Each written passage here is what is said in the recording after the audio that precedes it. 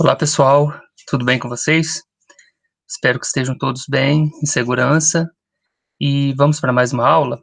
Bom, na aula de hoje, nós vamos falar um pouquinho a respeito de relações de ordem, tá? Então, seguindo o que nós já trabalhamos até então, nós falamos um pouco sobre relações, nós fizemos alguns exemplos, né? Eu passei para vocês as principais definições sobre o estudo de relações. Em seguida, nós falamos um pouco sobre relações de equivalência. E agora nós precisamos falar um pouquinho a respeito de relações de ordem, tá? Mas para isso, eu vou compartilhar aqui uma tela com vocês, que aí baseado nesses slides, eu vou falando um pouquinho para vocês a respeito das relações de ordem.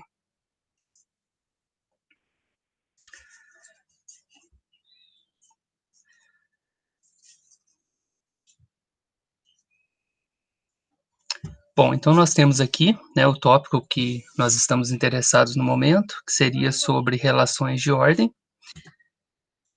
Então vamos lá, vamos começar, né? Então, nós estamos nesse período do ensino remoto emergencial, um período, assim, de muita transformação, de muita, aprendizagem, né, uma nova forma que nós estamos tendo que trabalhar aí, mas que em breve eu tenho certeza que nós vamos passar por tudo isso, tá? Então, mais uma vez, eu gostaria de deixar aqui que eu estou sempre à disposição para o que vocês precisarem. E qualquer coisa, né, pode me mandar uma mensagem, seja por e-mail, seja pelo grupo do WhatsApp, ou seja por qualquer outra fonte que a gente tenha aí de comunicação, tá? Outra forma de contato. Bom, o tópico dessa aula são as relações de ordem, onde eu vou definir para vocês o que são essas relações e vou apresentar também alguns exemplos. Bom, a definição de relação de ordem, definição de ordem parcial, ela diz o seguinte: seja A um conjunto não vazio. Nós diremos que uma relação R é uma ordem parcial, uma relação de ordem parcial em A, se R for reflexiva, antissimétrica e transitiva. Aí, só retomando um pouquinho sobre o que nós falamos sobre relações, né, eu defini para vocês algumas relações importantes, que são aquelas relação reflexiva, relação simétrica, relação transitiva e relação antissimétrica. E não sei se vocês se recordam, mas sobre relações de equivalência, eu falei para vocês assim, que precisa atender a relação reflexiva, a relação simétrica e a relação transitiva. Agora, para nós definirmos uma ordem parcial, nós vamos saber o seguinte: é toda relação que é reflexiva, antissimétrica e transitiva. Então, se atendeu a essas três condições, nós podemos dizer que é uma relação de ordem, é uma ordem parcial. Só que aí tem uma observação bem importante, que é a seguinte: se para quaisquer xy pertencente a esse conjunto A, nós tivermos x relacionado com y ou y relacionado com x, essa relação ela vai ser chamada relação de ordem total sobre o conjunto A. E nesse caso, o conjunto A ele vai ser chamado de conjunto totalmente ordenado, tá? Então, esse é um outro ponto bem interessante, bem importante que eu gostaria de destacar aqui. Bom, eu vou deixar aqui 2 exemplos, porque depois, quando nós estivermos fazendo a nossa aula online, nós vamos provar, né, essas relações aqui, que fala assim, ó: as relações a seguir são ordens parciais. A primeira delas é um conjunto A, né, o conjunto A definido aqui foi o conjunto dos inteiros positivos, com exceção ao zero, e a relação que foi estabelecida foi a seguinte: x está relacionado com y se e somente se o x for menor ou igual a y, tá? Então essa é a primeira relação que nós vamos trabalhar. E aí tá falando já que é uma ordem parcial, mas por que que é? Aí a gente vai provar lá na nossa aula online, tá? E a segunda é a seguinte: a relação identidade IA sobre o conjunto A. O que que é esse A? Isso eu já defini para vocês também, gente, que é aquela relação identidade, né? Então vou pedir qualquer coisa, se tiver alguma dúvida em termos dessa relação IA, para vocês darem uma olhadinha na videoaula, que eu expliquei lá para vocês o que que representa esse IA. O que que é essa relação identidade? E aqui eu estou falando que ela é uma ordem parcial. Mas por que que ela é uma ordem parcial? Nós já sabemos por definição que vale a reflexiva, vale a antissimétrica e vale a transitiva. Mas aí nós vamos provar isso, tá? Então lá na nossa aula online, Nós vamos voltar nesse exemplo aqui e nós vamos provar isso aqui, provar que essas duas relações aqui são ordens parciais.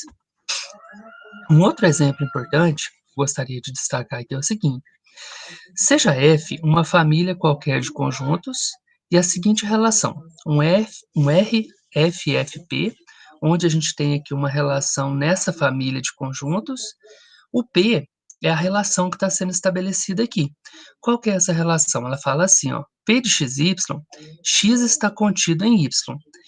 Prove que R é uma relação de ordem. Então, nós vamos ter que mostrar aqui que ela é reflexiva, nós vamos ter que mostrar que ela é antissimétrica, e nós vamos ter que mostrar que ela é transitiva, né? Então, reflexiva, antissimétrica e transitiva, a gente mostra que ela é uma relação de ordem. E qual que é a relação? Então, ó, x está contido em y.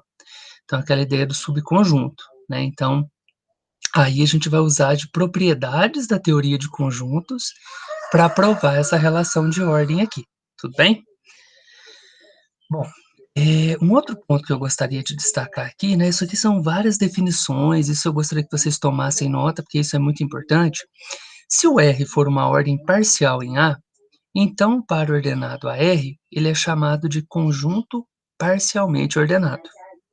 A notação que nós vamos utilizar é a seguinte: denotaremos um conjunto parcialmente ordenado por S.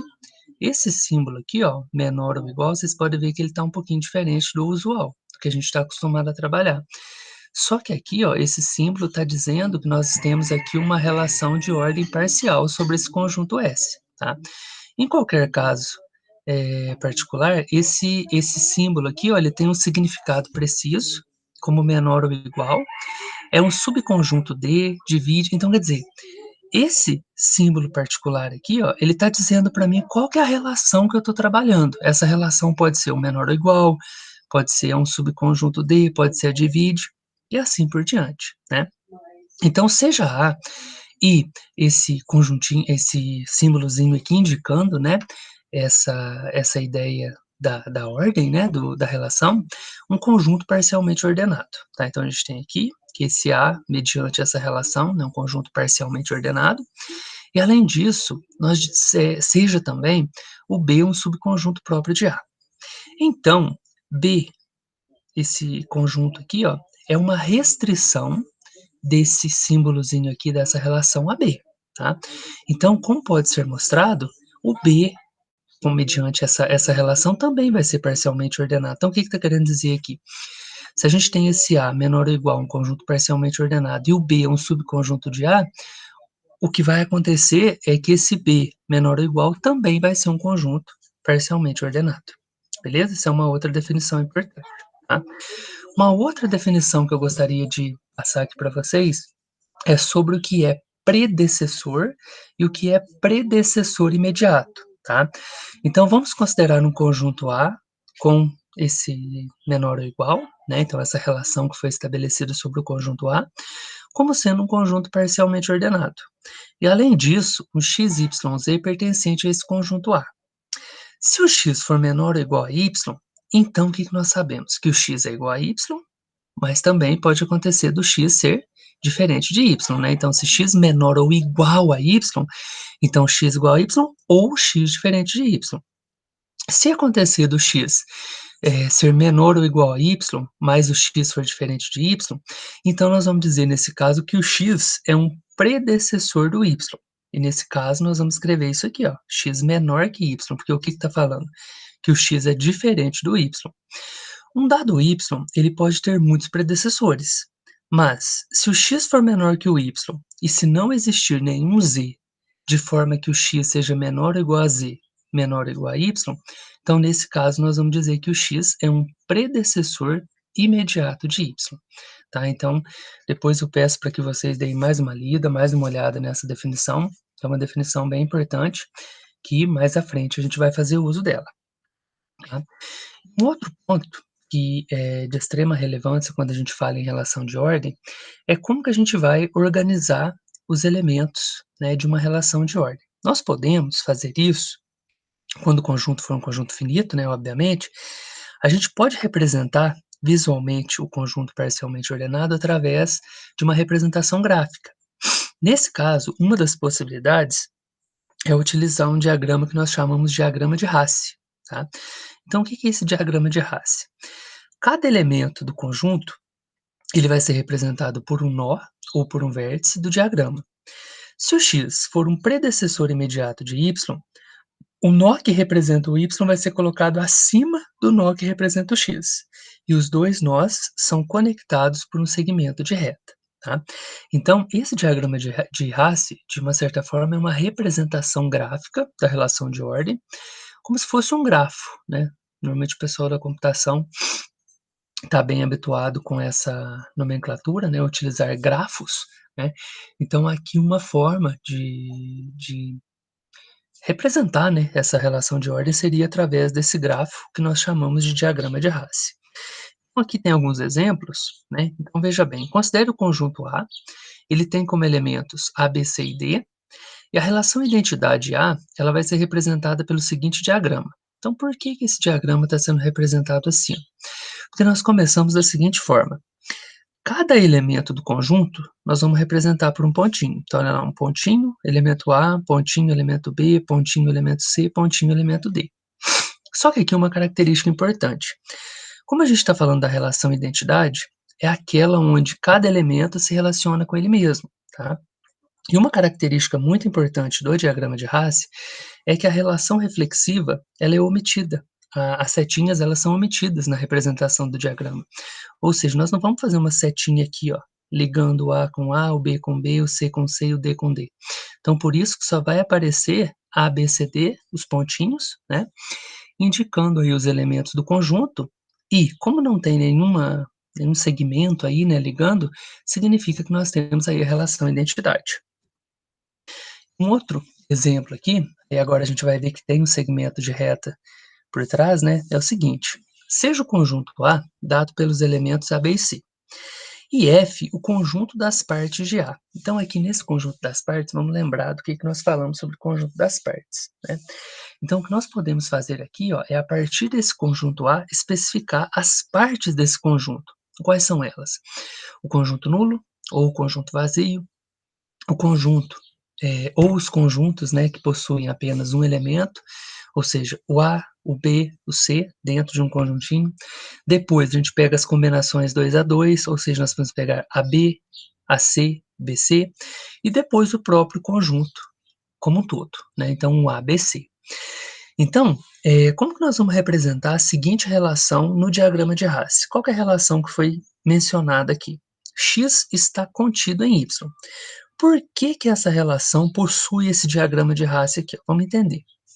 Então, veja bem, as partes desse conjunto A, o conjunto das partes, é o vazio, o A, o B, o C, separadinhos, depois o AB, o AC e o BC, né, as combinações aí 2 a 2, e depois o próprio conjunto A, que seria o ABC. Mas por que que essas setinhas estão indicadas dessa forma aqui, ó? Veja bem esses segmentos, né? O conjunto nulo, nós já provamos que ele é um subconjunto de qualquer conjunto, ou seja, ele é subconjunto daqui, ele é subconjunto daqui, subconjunto daqui. O A, olha lá, ele é subconjunto desse, que tem um AB aqui, é subconjunto desse, que tem um AC aqui. O B é subconjunto do AB e do BC. E o C é subconjunto do AC e do BC. O AB, AC e BC são subconjuntos do conjuntão, né, do conjunto A, que seria o ABC. Então, por isso, essa representação aqui indicando a relação de ordem X está contido em Y, tá?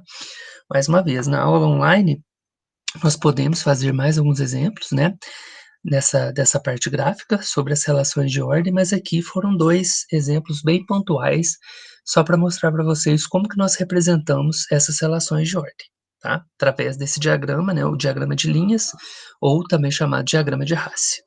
Beleza. Para fechar, eu trouxe aqui algumas definições que elas vão ser bem importantes quando nós estivermos trabalhando nos elementos importantes de um conjunto ordenado. Nós vamos fazer isso em outras, mais à frente, né? Esse é um tópico que a gente vai trabalhar um pouquinho mais à frente. Primeira definição: se existir um y pertencente a A, tal que y é menor ou igual a x para todo x em A, esse y ele é um elemento mínimo ou menor elemento do conjunto ordenado. Tudo bem? Então, olha lá. você tem um y pertencente a A, né, se existir esse y, tal que o y é menor ou igual a x para todo x, significa que esse y vai ser o elemento mínimo, ou o menor elemento. Um elemento y pertencente a A, ele é dito minimal se não existir x em A com x menor que y. Essa é uma outra definição importante. Outra, sobre o maior elemento ou elemento máximo. Ela fala assim, ó, se existir um y pertencente a A, tal que x menor ou igual a y para todo x em A, diferente do que a gente falou do mínimo, né, que era um y menor ou igual a x, agora é o x menor ou igual a y, para todo x em A, então esse y ele é chamado elemento máximo, ou maior elemento do conjunto ordenado. E um elemento y pertencente a A ele é dito maximal se não existir x em A com y menor que x. Tá?